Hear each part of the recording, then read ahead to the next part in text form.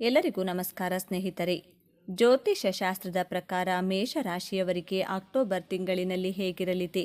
ವೈವಾಹಿಕ ಜೀವನ, ಉದ್ಯೋಗ, ಆರೋಗ್ಯ, ವ್ಯಾಪಾರ, ವೃತ್ತಿ, ಶಿಕ್ಷಣ, ಆರ್ಥಿಕ ಸ್ಥಿತಿಯಲ್ಲಿ ಶುಭ ಫಲಗಳಿವೆಯಾ ಎನ್ನುವ ರಾಶಿಫಲ ನೋಡೋಣ ಬನ್ನಿ. ಅದಕ್ಕೂ ಮುಂಚೆ ನೀವಿನ್ನು ಚಾನಲ್ಗೆ ಸಬ್ಸ್ಕ್ರೈಬ್ ಆಗಿಲ್ಲ ಅಂದರೆ ಸಬ್ಸ್ಕ್ರೈಬ್ ಆಗಿ, ಹಾಗೆ ವಿಡಿಯೋಗೆ ಲೈಕ್ ಮಾಡಿ, ವಿಡಿಯೋ ಸ್ಕಿಪ್ ಮಾಡದೆ ಕೊನೆ ತನಕ ನೋಡಿ.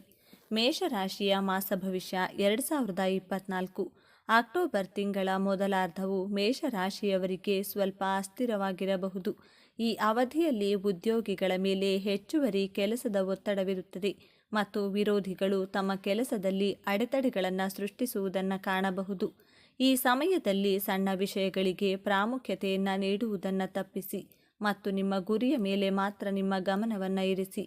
ತಿಂಗಳ 2ನೇ ವಾರದಲ್ಲಿ ಯಾವುದೇ ಕೆಲಸವನ್ನು ಮಾಡುವಾಗ ನೀವು ಆತ್ಮವಿಶ್ವಾಸ ಮತ್ತು ಶಕ್ತಿಯಲ್ಲಿ ಇಳಿಕೆಯನ್ನು ಅನುಭವಿಸಬಹುದು. ಈ ಅವಧಿಯಲ್ಲಿ ನಿಮ್ಮ ಆರೋಗ್ಯವು ದುರ್ಬಲವಾಗಿರಬಹುದು. ಅಂತಹ ಪರಿಸ್ಥಿತಿಯಲ್ಲಿ ನಿಮ್ಮ ದೈನಂದಿನ ದಿನಚರಿ ಮತ್ತು ಆಹಾರ ಪದ್ಧತಿಯ ಬಗ್ಗೆ ವಿಶೇಷ ಕಾಳಜಿ ವಹಿಸಿ. ಸಂಬಂಧಗಳ ದೃಷ್ಟಿಕೋನದಿಂದ ತಿಂಗಳ ಮಧ್ಯದಲ್ಲಿ ಸಮಯವು ಸ್ವಲ್ಪ ಪ್ರತಿಕೂಲವಾಗಬಹುದು. ಈ ಸಮಯದಲ್ಲಿ ನೀವು ನಿಮ್ಮ ಒಡ ಹುಟ್ಟಿದವರು ಅಥವಾ ಕುಟುಂಬದ ಸದಸ್ಯರೊಂದಿಗೆ ಕೆಲವು ವಿಷಯದ ಬಗ್ಗೆ ವಿವಾದವನ್ನು ಹೊಂದಿರಬಹುದು. ಯಾವುದೇ ಸಮಸ್ಯೆಯನ್ನು ಪರಿಹರಿಸಲು ವಿವಾದದ ಬದಲಿಗೆ ಸಂಭಾಷಣೆಯ ಸಹಾಯವನ್ನು ತೆಗೆದುಕೊಳ್ಳಿ. ನೀವು ವ್ಯಾಪಾರದಲ್ಲಿ ತೊಡಗಿಸಿಕೊಂಡಿದ್ರೆ ಈ ಇಡೀ ತಿಂಗಳು ನೀವು ಅಪಾಯಕಾರಿ ಹೂಡಿಕೆಗಳನ್ನು ತಪ್ಪಿಸಬೇಕು. ಇಲ್ಲದಿದ್ದರೆ ನೀವು ಲಾಭದ ಬದಲಿಗೆ ದೊಡ್ಡ ನಷ್ಟವನ್ನು ಅನುಭವಿಸಬೇಕಾಗಬಹುದು. ಹಣದ ವ್ಯವಹಾರಗಳನ್ನು ಬಹಳ ಎಚ್ಚರಿಕೆಯಿಂದ ಮಾಡಿ. ಕೆಲವು ದೊಡ್ಡ ವೆಚ್ಚಗಳು ತಿಂಗಳ ಕೊನೆಯಲ್ಲಿ ಇದ್ದಕ್ಕಿದ್ದಂತೆ ಉದ್ಭವಿಸಬಹುದು.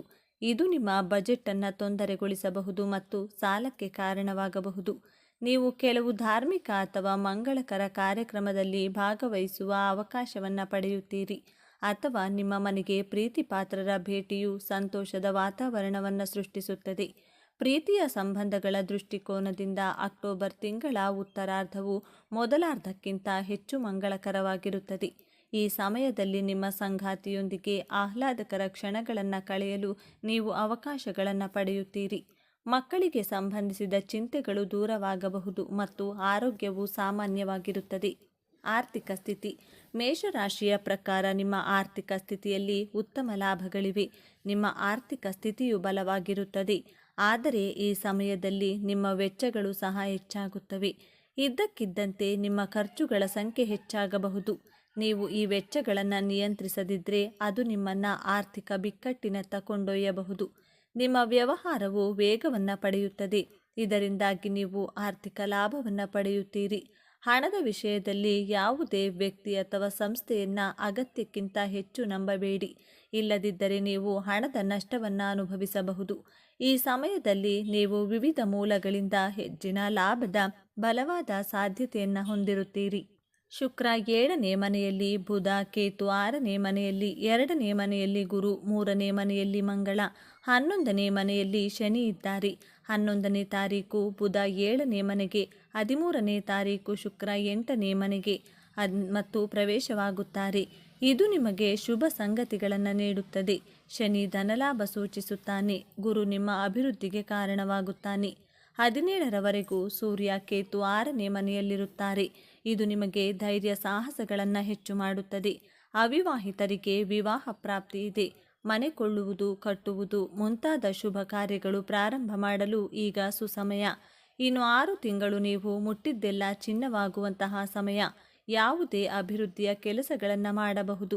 ಹೊಸ ಯೋಜನೆಗಳ ಕರಡು ಸಿದ್ಧ ಮಾಡಿಕೊಳ್ಳಬಹುದು. ವೈವಾಹಿಕ ಜೀವನ.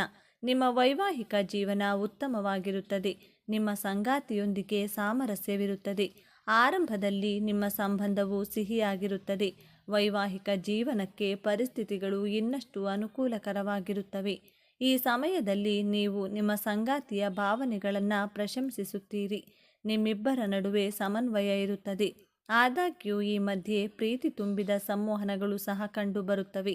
ನಿಮ್ಮ ವೈವಾಹಿಕ ಜೀವನದಲ್ಲಿ ಸಂತೋಷ ಬರುತ್ತದೆ. ಈ ಸಮಯದಲ್ಲಿ ಮಗುವನ್ನು ಹೊಂದಲು ಬಯಸುವವರು ಒಳ್ಳೆಯ ಸುದ್ದಿಯನ್ನು ಪಡೆಯುವ ಬಲವಾದ ಸಾಧ್ಯತೆ ಇದೆ. ಕೊನೆಯಲ್ಲಿ ಕೆಲವು ಸಮಸ್ಯೆಗಳನ್ನು ಎದುರಿಸಬಹುದು. ಈ ಸಮಯದಲ್ಲಿ ಅವರಿಗೆ ವಿಷಯವನ್ನು ಪ್ರೀತಿಯಿಂದ ವಿವರಿಸಿ. ಅಕ್ಟೋಬರ್ ತಿಂಗಳಲ್ಲಿ ನಿಮ್ಮ ಆರ್ಥಿಕ ಸ್ಥಿತಿ ಸ್ಥಿರವಾಗಿರುತ್ತದೆ, ಆದರೆ ಹೂಡಿಕೆಗಳ ಬಗ್ಗೆ ಜಾಗರೂಕರಾಗಿರಬೇಕು.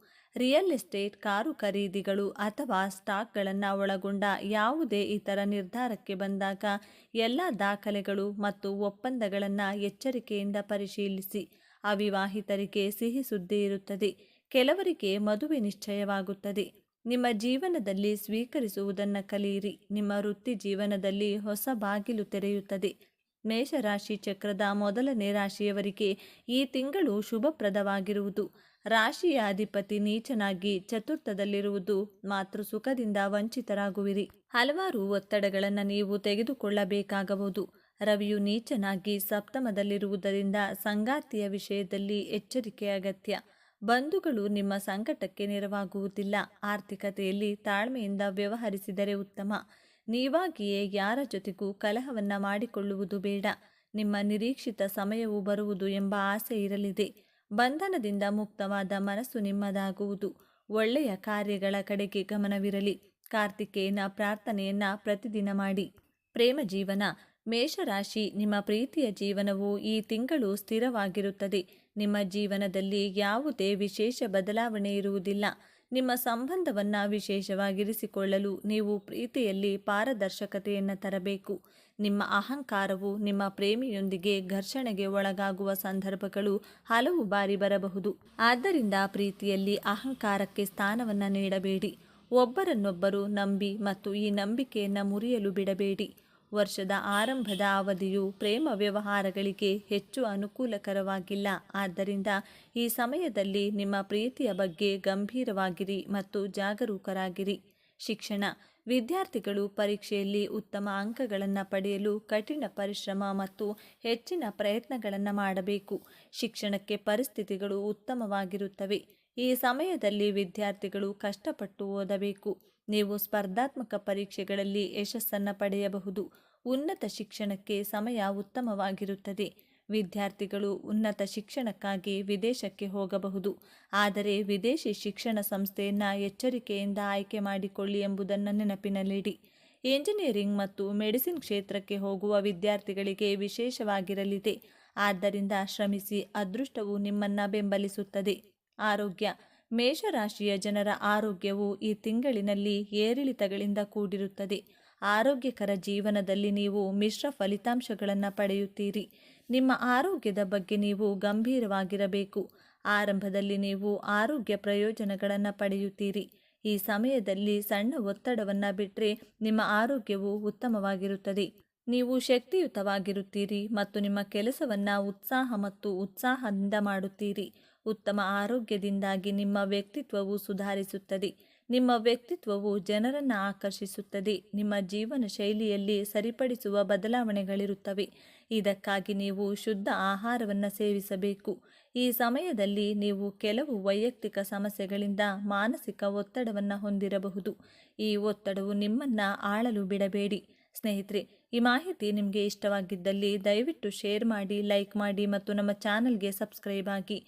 ಎಲ್ಲರೂ ಭಕ್ತಿಯಿಂದ ಓಂ ನಮಃ ಶಿವಾಯ ಅಂತ ಕಮೆಂಟ್ ಮಾಡಿ. ಧನ್ಯವಾದಗಳು.